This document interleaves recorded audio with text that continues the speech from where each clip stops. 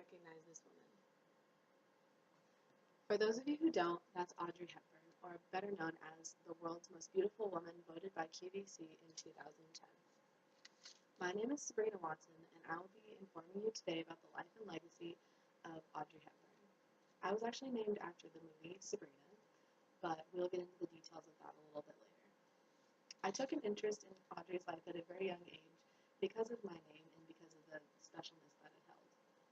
I consider myself to be a credible source of information for Audrey because of the in-depth interest that I took in her life at a young age and because of the utmost respect that I have for her. As we travel back in time to the 60s, we'll be taking a look at Audrey's film achievements, her family life, and her humanitarian work.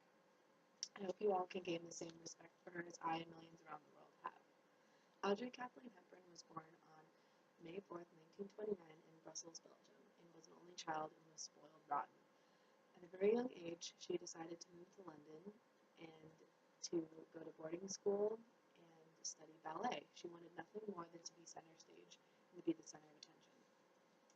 Her big debut was at the age of 22 in a Broadway production of Gigi. Just 2 years later, she starred in Roman Holiday with Gregory Peck in 1953. Her role in this movie was when she portrayed a princess who ran away from her home and wanted to explore Rome all by herself and become a woman. This performance shocked the critics and won her her first Academy Award for Best Actress, which was really unheard of because of her young age and little experience in the film industry. She received film offer after film offer after this film came out, and she had to turn down over 200 offers in a month because of time and money and everything. In 1954, she starred in the movie Sabrina, which, like I mentioned before, I was actually named after this movie. My mom was 7 months pregnant with me and decided that she wanted to watch a black and white movie. So naturally, she sent my dad to the store to pick out any black and white movie he saw, and he just picked out the first one, which happened to be the movie Sabrina. After they watched it, they decided that it was a really lovely name and it held great connotations with elegance and grace and for everything that Audrey stood for, and that's how my name became Sabrina. In wanting to return to her glamorous roots, Audrey Hepburn starred in the movie Breakfast at Tiffany's. As you can see, she played the role of Holly Golightly in Breakfast at Tiffany's in 1961. This movie produced over $15 million, which was a lot for that time and still is today.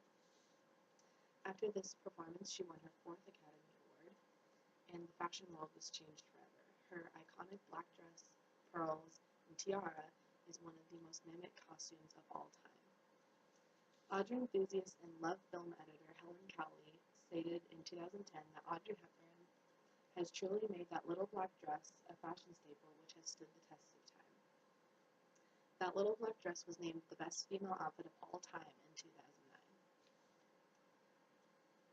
Even though Audrey was a growing film star and a thriving icon for the world, she also had a dream of becoming a mother and a stay-at-home mom and raising a family eventually. As you can imagine, any man with 2 eyes and a brain wanted Audrey's full undivided attention and wanted nothing more than to be all with her all the time.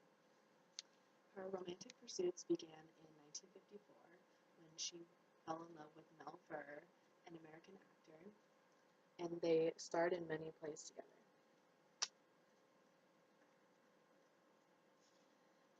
Just 8 months after they had started talking, they were married and had a son in 1960 named Sean.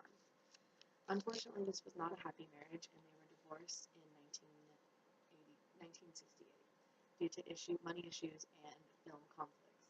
Just 1 year after her divorce, she fell in love again with an Italian psychiatrist named Andrea Domi. Just 1 year after dating, they were married and had a son named Luca.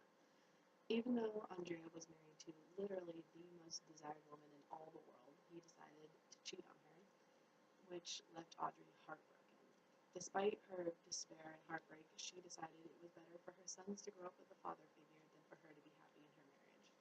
So 13 years into the marriage, after being together for 13 years, she decided it was over after her sons were old enough to be on their own without a dad. Finally, she decided to settle down with Robert Walters in Switzerland, a man who she just fell in love with and they were best friends. They were secretly married and lived together until her death. As her film career began to slow down, she decided she wanted to do more with her life and decided to turn her life around and become a humanitarian. Her first field mission was to Ethiopia in 1988, where she visited over 30 orphanages and visited over 12,000 kids and provided them with food, shelter, and comfort. When she came back, her family stated that the thoughts of starving children consumed her life, and that's all she wanted to do was help them. After countless trips to Asia, Africa, South America, and Somalia, she won another Academy Award for her humanitarian work. She had become more than just a fashion icon and actress, but now a role model for millions.